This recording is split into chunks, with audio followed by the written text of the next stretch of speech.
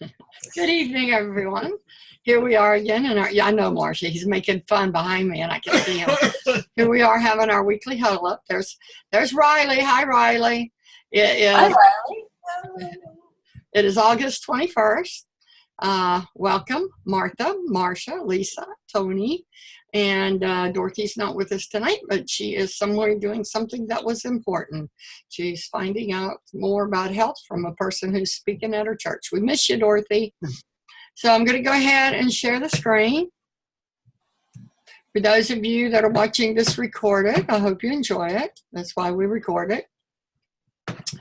And let's go ahead and put this up. Everybody can see it okay? Yes. Okay, perfect. So our challenge is going to end on the 26th. Today's the 21st, so that's 5 more days. So Sunday's going to be the last day. We'll start weighing out on the 24th. Has anyone noticed that we're in first place? Oh, no. No, I didn't. I have been noticing that for about 4 days now, and it hasn't shifted. So I guess that is legitimate. So, and Martha and Marcia, both of you, I already have the room for the September 10th. Okay.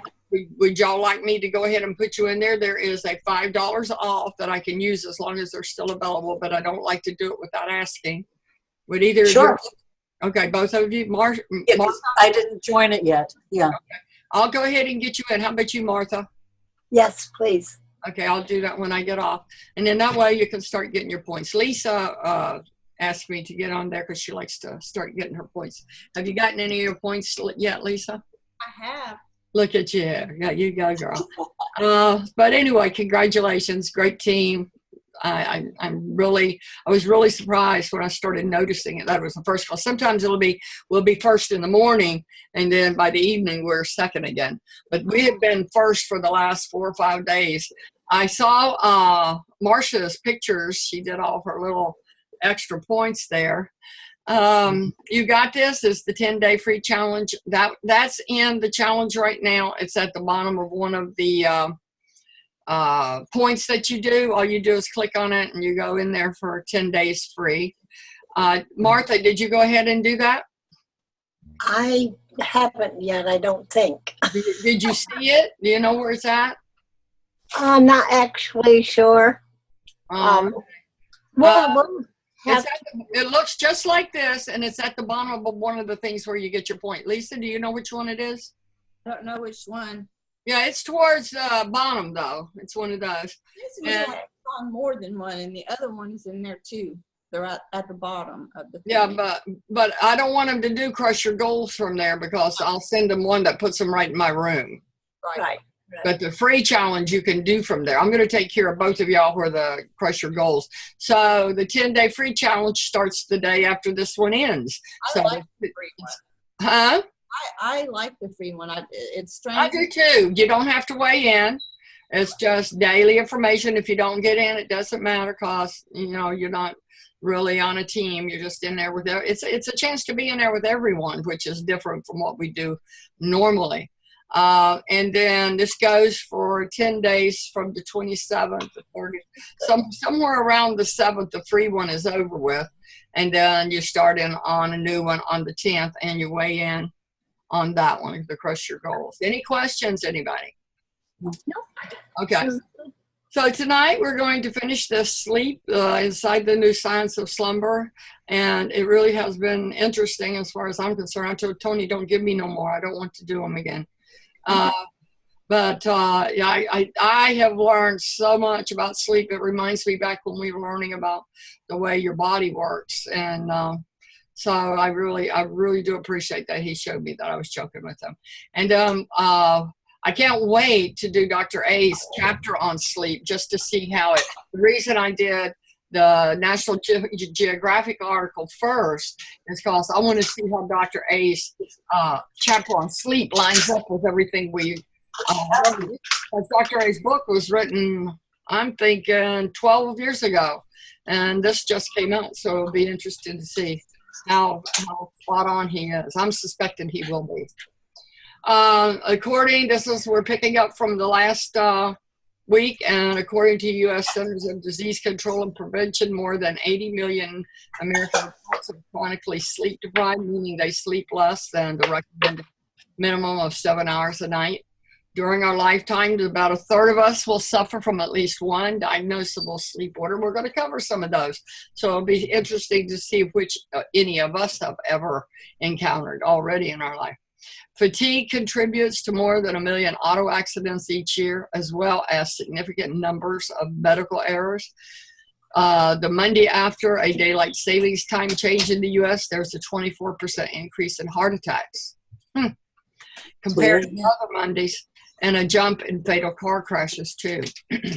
Driver fatigue is a very dangerous condition created when a person is suffering symptoms of fatigue resulting from the hypnotic effect, leading to diminished driver vigilance. Statistics show that 20% of all the traffic accidents and up to 1/4 of fatal and serious accidents are due to drivers with a diminished vigilance level. So when you're driving and you're yawning and you're having to blow cold air in your face and you feel your eyes and your attention is not what it should be, that's when you need to pull over and get some rest, whether it's in a hotel or just a cat nap on the road, because then you're not only putting your own life in danger, you're putting the life of other people in danger.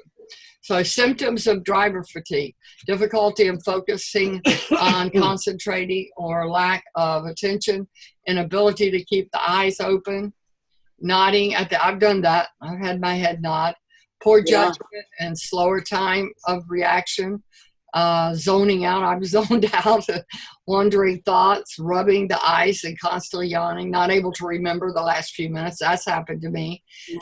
But I did those things when I was younger. I stopped those somewhere along the way. And drifting into a lane is also one symptom of driver fatigue. You hear that, blah, blah, blah, blah, blah. Yeah. Who in here hasn't had at least one of those? I have that all the time. There you go. Yeah. I found this statistic alarming. I didn't know it was this bad. Accidental deaths in the United States. An estimated 1 million people are injured by errors during hospital treatment each year, and 120,000 people die as a result of those injuries, according to the study led by Lucien Leap of the Harvard School of Public Health. Here's how the numbers compare with the other causes of accidental deaths in the United States. It's crazy. Errors and accidents. The doctors are more likely to make medical errors. People are more likely to have car accidents, and many railway and airplane accidents are blamed on fatigue. I had known that more people die at the hands of doctors than any other cause of death, but I really hadn't put into consider why that might be, because some of it's wrong prescriptions. You hear people, they put in that right side, wrong side, or things where you mark your arms and legs when you go in there.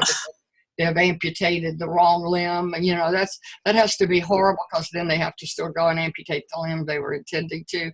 I know stories about that. That's just a horror story. But during our lifetimes, about a third of us, there's some things in here I hadn't heard of. A third of us will suffer from at least one diagnosable sleep disorder. They range from chronic insomnia to sleep apnea. Sleep apnea I had at one time. I did a sleep study, and I literally stopped breathing like 110 times.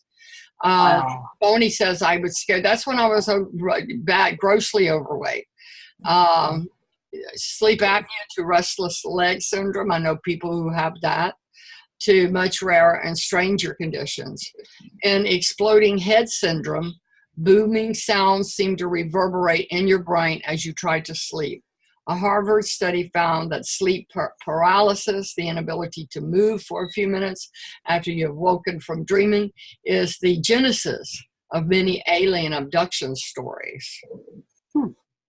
Never thought about that. Narcoleptic attacks, uncontrollable episodes of sudden sleep onset, often are triggered by strongly positive emotions such as listening to a joke, being tickled, or tasting delicious food. Is that weird? Yeah. when I moved to Colorado, I worked for Martin Marietta up there, and my first day going to lunch, I was sitting at a table with these people, and this man just fell off of the end of the table onto the floor, and everybody just kept eating like nothing strange had happened. God. I know. And there was a phone on the wall, and I jumped up and I ran to the phone and I called and I reported it, and they were still sitting there talking and eating. And the medical people showed up and they said, oh, it's whatever his name was. And what he would do is he would be conscious of everything that was going on around him, but he was completely paralyzed and couldn't do anything. And very shortly he comes back and he gets up and he said to me, you were funny. You know, he saw everything I was doing. So he was completely aware, but that was the weirdest thing I ever saw. And that must be part of this. So this was a new one, the sleep and beauty disease. Anybody heard of that? Mhm. I had not heard of it. People with Klein-Levine syndrome will every few years sleep nearly sleep nearly nonstop for a week or two. They return regular cycles of consciousness without any discernible side effect. And they call it the sleep and beauty syndrome. It's a sickness that causes people to sleep for up to 10 days at a time. Anytime. How do they go to the bathroom, or if you have to urinate? I have Pee on no themselves? idea. Lisa, you said you were sleeping for long periods of time the other day. What was that about? I don't know if it was 2 weeks, but I remember a period of time when I would be pretty much in the bed asleep for a week, and I was out. But then again, I don't think it was disease. I think it was the pharmaceutical overload that they had me on. Yeah, you'd have to take those. What'd you do? Did you get up and go to the bathroom and stuff though? I don't. Maybe I don't remember. If you're not drinking anything, you're not going to have to go to the bathroom, are you? No. Yeah. If I was asleep for days and I wasn't drinking anything, I don't think I had to wake up and go use the restroom. That was a good question, Marcia. But I had more of the insomnia. Mm-hmm. I'll let you read this, Lisa. That's perfect. Insomnia is by far the most common problem. The main reason 4% of U.S. adults take sleeping pills in any given month. Insomniacs generally take longer to fall asleep, wake up for prolonged periods during the night, or both. If sleep is such a ubiquitous natural phenomenon refined across the eons, you might wonder, why do so many of us have such trouble with it? Blame evolution, blame the modern world, or blame the mismatch of the two. Evolution endowed us, like other creatures, with sleep. It's malleable in its timing and readily interruptible, so it can be subordinated to higher priorities. The brain has an override system operating in all stages of sleep that can rouse us when it perceives an emergency, the cry of a child, say, or the footfall of an approaching predator. Look who showed up again. My boyfriend. Marcia, you want to read? Sure. The problem is that in the modern world, our ancient, innate wake-up call is constantly triggered by non-life-threatening situations like anxiety before an exam, worries about finances, or every car alarm in the neighborhood. The first segment of the brain that begins to fizzle when we don't get enough sleep is the prefrontal cortex, the cradle of decision-making and problem-solving. Underslept people are more irritable, moody, and irrational.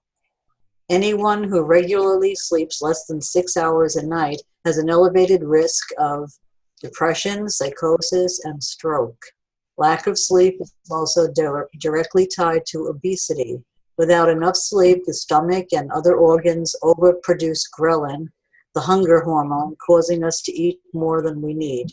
It is clear that sleeplessness undermines the whole body. Thank you. You're welcome.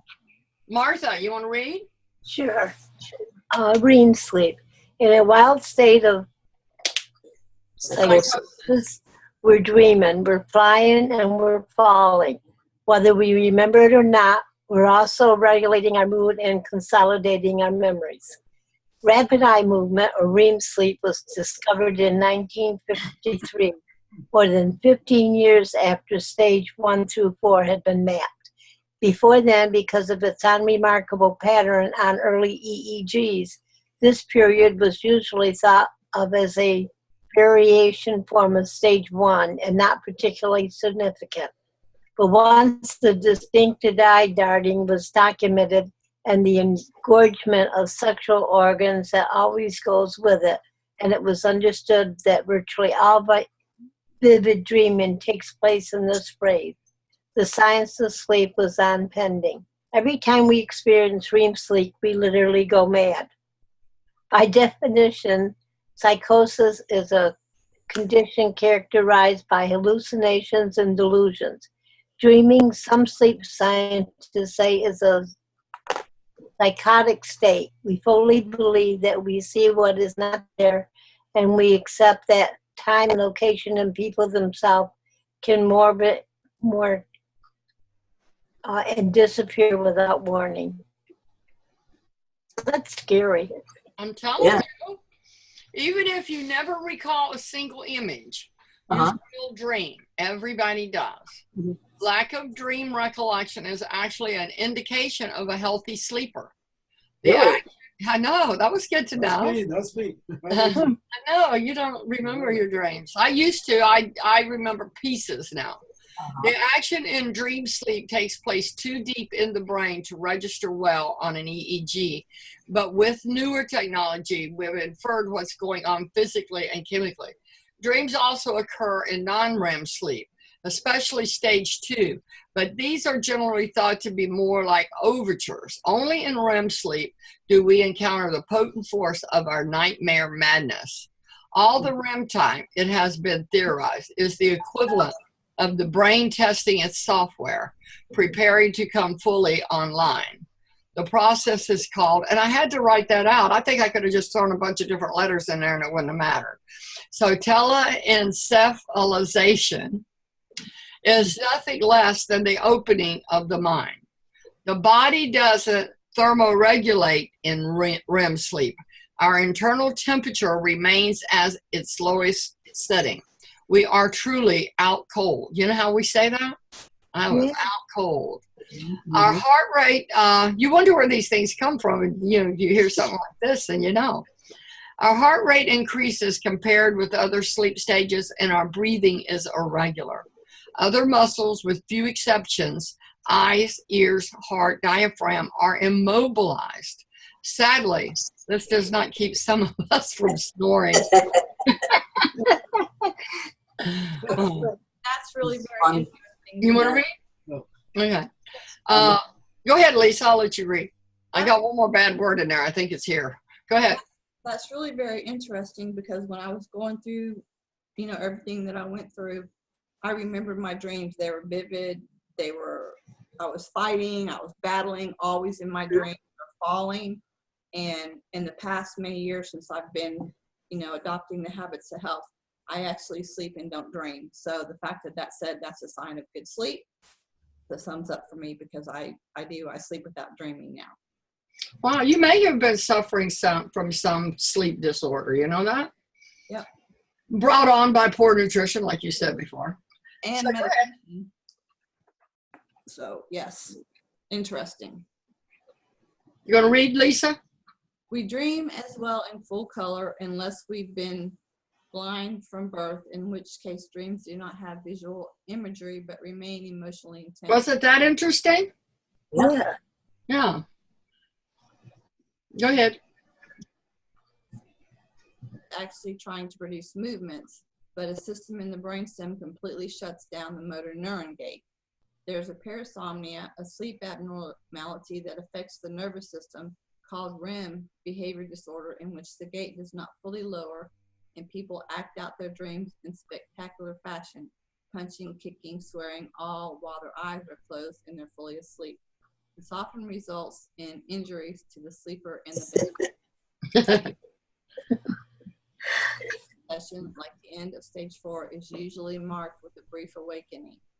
When light seeps through our eyelids and touches our retinas, a signal is sent to a deep brain region called the suprachiasmatic nucleus. Good. Okay. I'm going to give you a spelling test. Yeah. Oh, sorry, Lisa. Go ahead. Supraclastic. I think she got it right. Go ahead, Lisa. This is a time for many of us that our last dream dissolves. We open our eyes and rejoin our real life, or do we? Perhaps the most remarkable thing about REM sleep is that it proves the brain can operate independently of sensory input. I have a segue here. Okay. I'm going to mention it because I don't know if this is, I'm the only one this happens to. Uh-huh. We all hydrate. I still wake up several times a night. And interestingly, oftentimes what wakes me up is I am dreaming, and I'm dreaming that I need to go to the bathroom, but like there isn't one available. Like That's there's interesting. not available. So that's what I dreamed I was on a toilet in my sleep when I was younger and go to bed, pee in the Does bed. that happen to anybody else? Oh, no. That's never happened to anybody? Yeah. Oh, okay. Yeah. I was going to say, that's, what Okay. about you, Martha? Has that ever happened to you?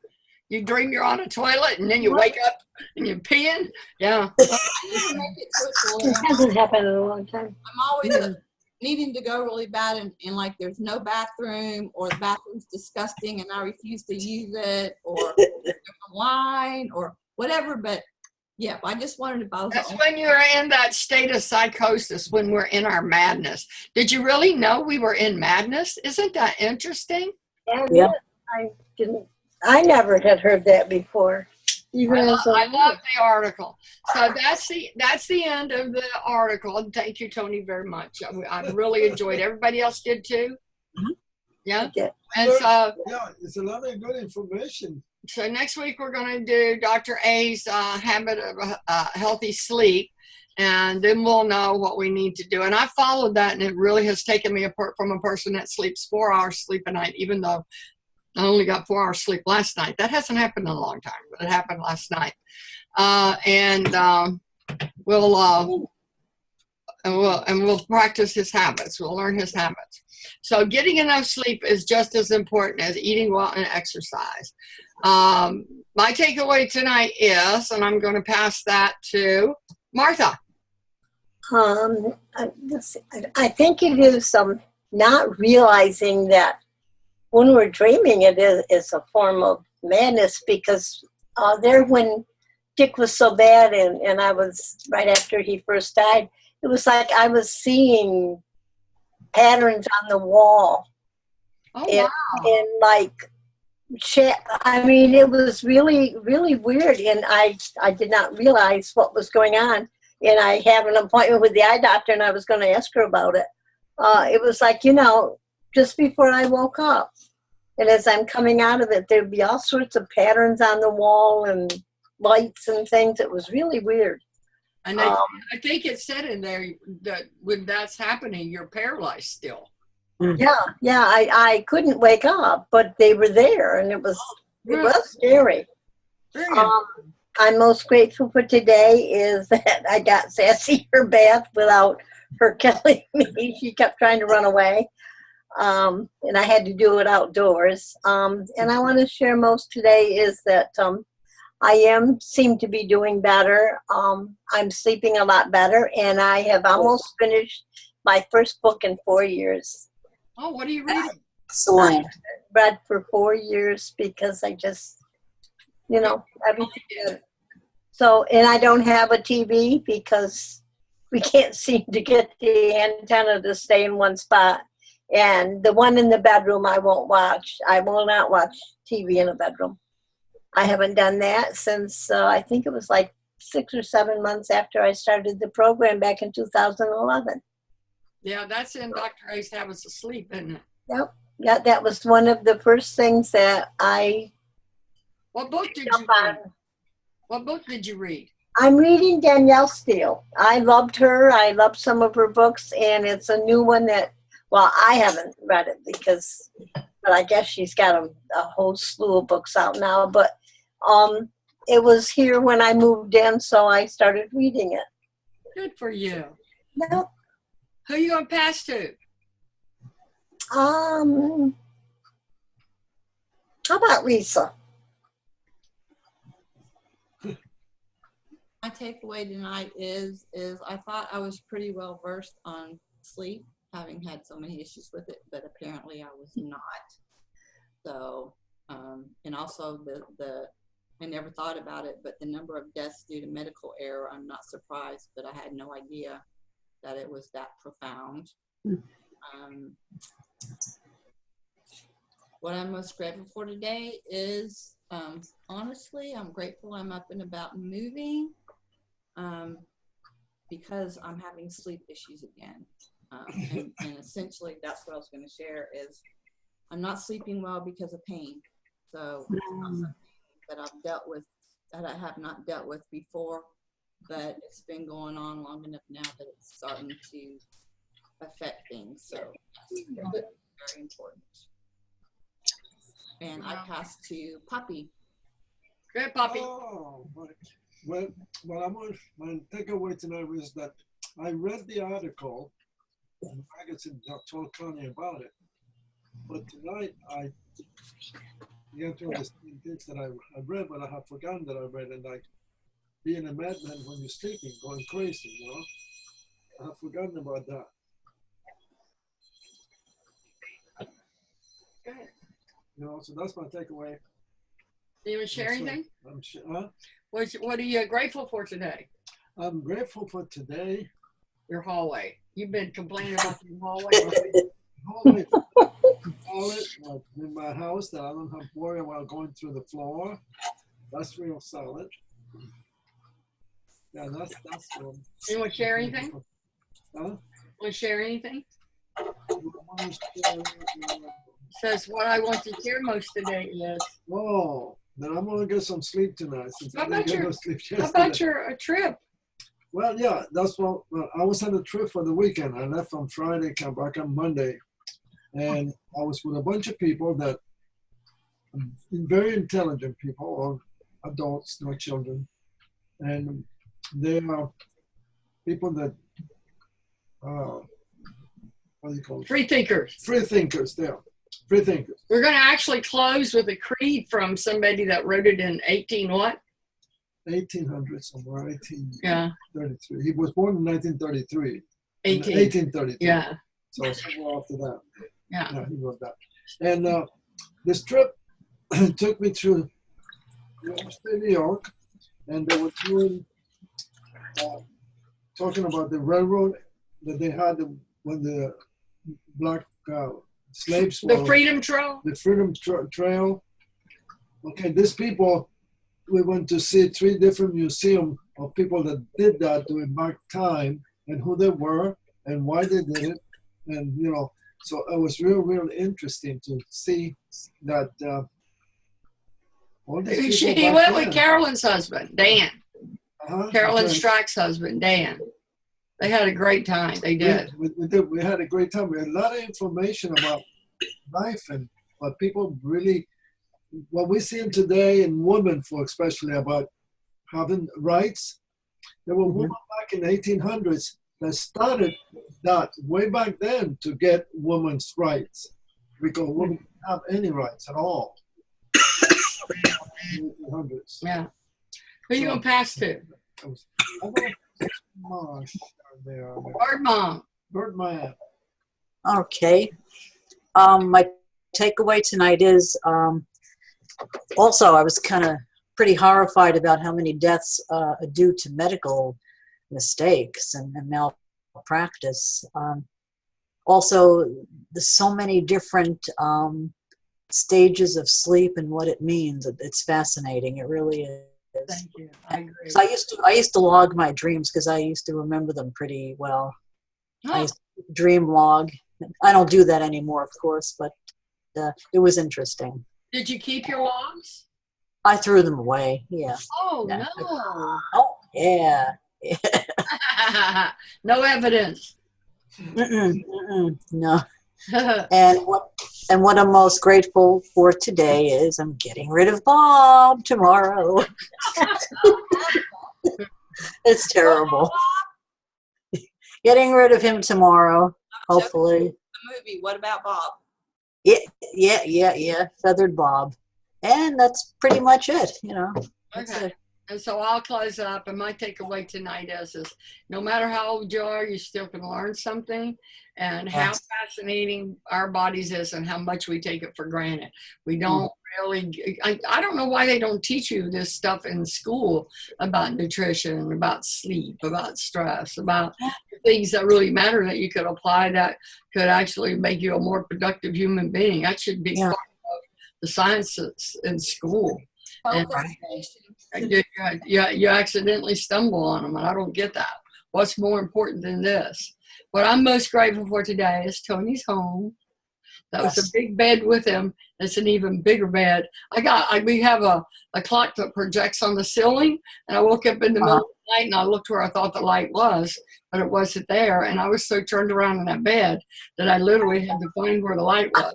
That's how big our bed is. And what I want to share most today is I'm excited to see the floors done. That's going to be really, really nice. I can't wait. The creed that Tony brought back, that this man did, I'll make it big again. And I loved it, and I thought it was well worth sharing. My creed, that was Robert Greene Ingersoll. That's the man that Tony was talking about. He was as wealthy in his day as Bill Gates is in this day, and he used his money to help the slaves, to love justice, to long for right, to love mercy, to pity the suffering, to assist the weak, to forget wrongs and remember benefits, to love the truth, to be sincere, to utter honest words, to love liberty, to wage relentless war against slavery in all its forms, to love my wife and child and friend, to make a happy home, to love the beautiful in art and in nature, to cultivate the mind, to be familiar with the mighty thoughts that genius has expressed and the noble deeds of all the world, to cultivate courage and cheerfulness, to make others happy, to fulfill life with the splendor of generous acts and the warmth of loving words, to discard error, to destroy prejudice, to receive new truths with gladness, to cultivate hope, to see the calm before the storm and the dawn before the night, to do the best that can be done, and then to be resigned. Nice. It was. I thought it was well worth sharing. Yeah, he was. So that's it, guys. I thank you All right. for coming. I'm going to stop recording, and then we can chat a little and say goodnight.